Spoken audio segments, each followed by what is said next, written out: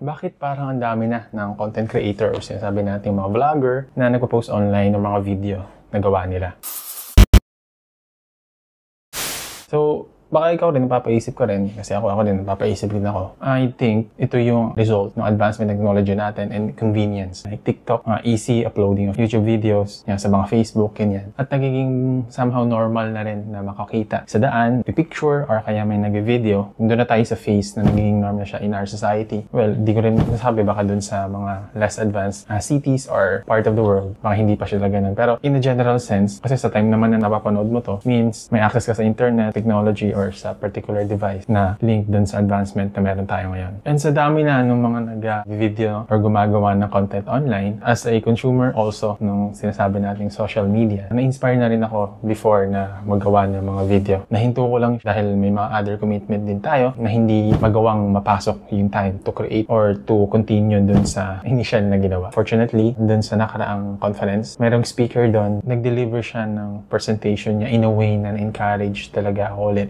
Continue, nahinto ko before na paggawa ng video online. So, kwento ko lang kung ano yung nangyari nun. Nung pag-graduate ko ng college, yung mga kaklase ko before, yung iba pag-graduate pa lang, yung iba nakagraduate na. Niyaya ko silang gumawa. Katulad lang ng nauso ngayon na podcast-like na video content. Medyo masaya naman ako na pag-edit ng video, pag-shoot, yan. Para lang din kami naglalaro-laro lang nun. Nag-aaral din ako ng mga pag-edit ng video. Pero dumating doon sa point, parang kailangan talaga ng pera. Shinif ko na yung aking focus doon sa career. Kailangan ng mag-earn ng income, pambili ng mga gusto, at the same time, makatulong na rin dun sa mga nakapaligid sa akin. Pagkaalala ko, ang naging style namin mag-video kami noon, mahaba. Almost 1 hour din siya. I-upload namin sa YouTube. May sarili tong channel. And nahinto yun kasi, ayun na, focus ko nga yung attention ko dun sa career to earn income. Nung nag-gain na ako ng income, kahit papano, may panggastos na rin ako sa mga gusto kong gastusan, na tinatry ko siya ulit. Yung mga tinry ko naman, particularly dito na siya as a risk management specialist para lang mag-educate ng mga learning ko and i-share din sa iba para kahit paano is hindi na rin nila ma-encounter yung mga struggle na na-encounter ko noon. Ang ginawa ko ng style is nag-upload ako sa YouTube, yan, shorts. Mas maikli lang, less hassle gawin. I-upload ko rin siya sa other social media platform. Napansin ko may mga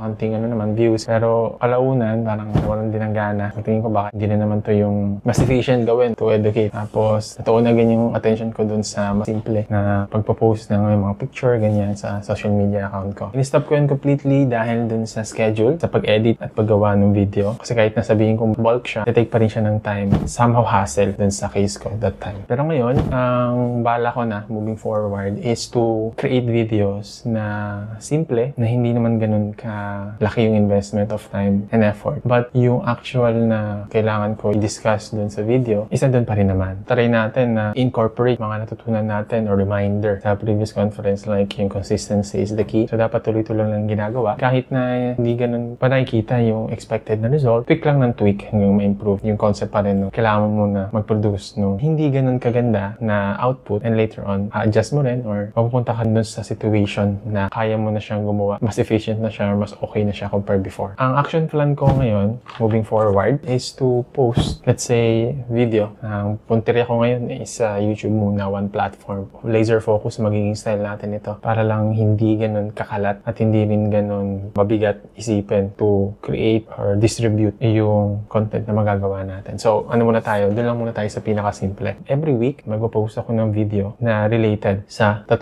pillars ng buhay natin. Health, wealth, socialization, or in short, being human. Yan yung magiging plano. Tapos, kung medyo may extra time pa ako, nakakaluwag-luwag ng ating schedule, we can add naman paminsan-minsan additional 1 video per week. Siguro mangyayari, may week na 2, pero pinaka-target is at least 1 video per week.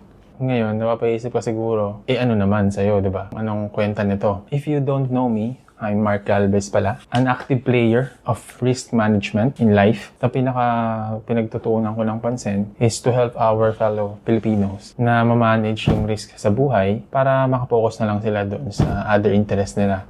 So, yun lang. Tingnan natin kung ano yung mga ma-accomplish natin after this start. Adios.